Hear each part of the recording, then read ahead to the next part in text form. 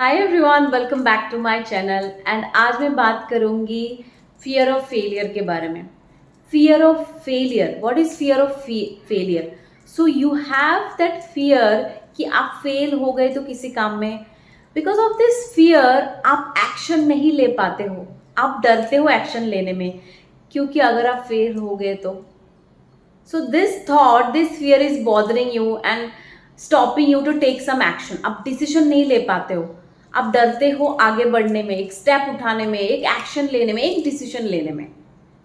Okay, सो कैसे deal करना है इस फियर ऑफ फेलियर के साथ? So let me tell you.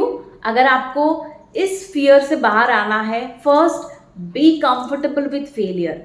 B comfortable with failure, because अगर आपको सक्सेस चाहिए लाइफ में तो आपको फेलियर से बहुत कंफर्टेबल होना पड़ेगा, क्योंकि आप जब फेल होते हो तभी आप एक कदम आगे बढ़ते हो सक्सेस की तरफ। Okay, so be comfortable with your failure and don't just sit and think. Take action, do some experiment. अगर आप फेल हो जाते हो, so what? आप फेल हो गए।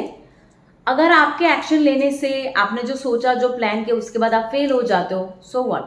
इसका मतलब ये होता है कि सेम चीज आप रिपीट नहीं करोगे in future. Okay, you will do something else, move and do something else. अगर लाइफ में सक्सेस होना है तो आपको एक्सपेरिमेंट करते रहना पड़ेगा, आपको एक्शन लेना होगा, डिसीजंस लेने होंगे। फेल हो गए तो हो गए। फेल होते हैं तभी हम आगे बढ़ते हैं, फेल होते हैं तभी हमको सक्सेस मिलता है।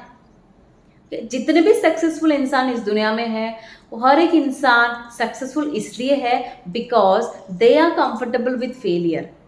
सो आपको कंफर्टेबल होना पड़ेगा फेलियर से। And don't create any thought, don't create any emotion, and don't waste your time, don't waste your energy. Just do it, take that action. Fail हो गए, just move on, do something else. Okay, I hope this helps you a lot.